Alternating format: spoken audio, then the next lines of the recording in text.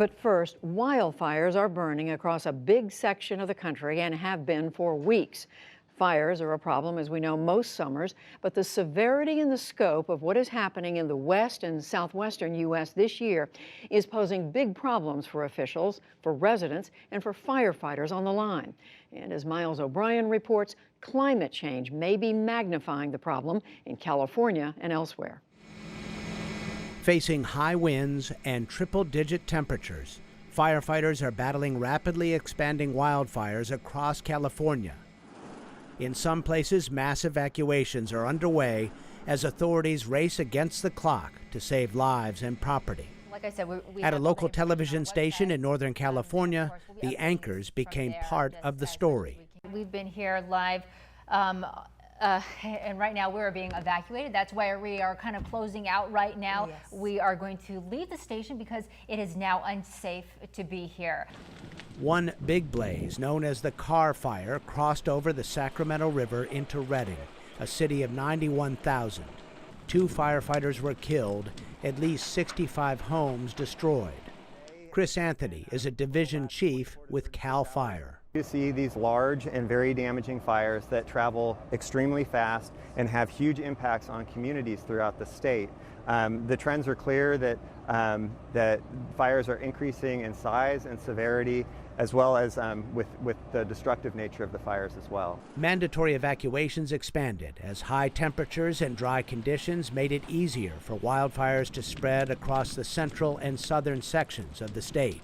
Poor air quality and visibility have limited the ability of helicopters to help fight the flames in valleys and low-lying areas. Earlier this week, the giant Ferguson fire cast a thick pall of smoke over Yosemite National Park, forcing park officials to close the gates. This is a full suppression fire, and we are fully engaged. We have even authorized dozer line inside Yosemite, which is hardly ever done. It was the first time the park had been shut down since 1990. Get yourself out of here if you can.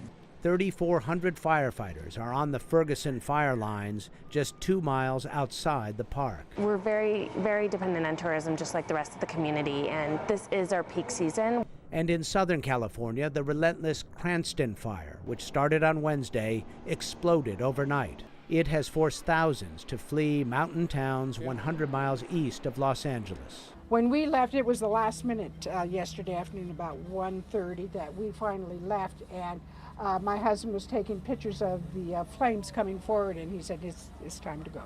With 5 large fires burning right now, California has gotten much of the national attention. But the picture nationwide is not good either. There are 89 large fires burning more than 870,000 acres across 13 states, mostly in the American West. Oregon and Alaska are each dealing with 15 fires. Larry Sutton is with the U.S. Forest Service, part of the National Interagency Fire Center. Our national preparedness level, which is an indicator of the level of fire activity and resource commitment, is at its highest level now, which is preparedness level 5. So we've got multiple geographic areas in the country that are heavily engaged in firefighting right at the moment. Tell me about the resource challenge. Well, so usually for us, when we have a lot of fires all over the country and all over the landscape, the exercise is a little bit like spreading not enough peanut butter on too much bread.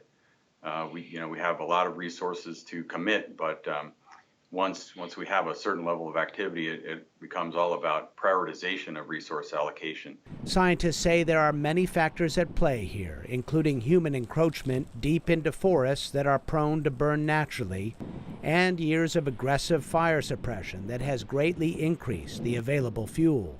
Researchers say climate change is also part of the picture. Hotter and drier conditions make fires more likely.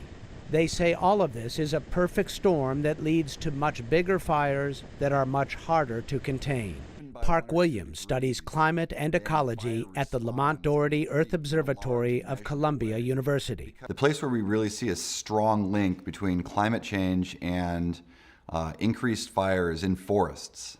And the reason for that is because in forests there's plenty to burn, so all you need to do is dry that stuff out and it will burn more. What we've seen, especially in forested areas, is that as we turn up the temperature, even by 1 or 2 degrees, then fire responds in a large and measurable way because the vegetation dries out. And it's not just the United States. Fires are raging even above the Arctic Circle in Sweden.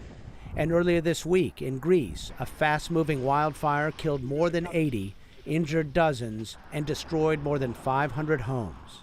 Fire officials everywhere say it is time for us to learn how best to live with fire, as scenes like this are the new normal. I'm Miles O'Brien for the PBS NewsHour.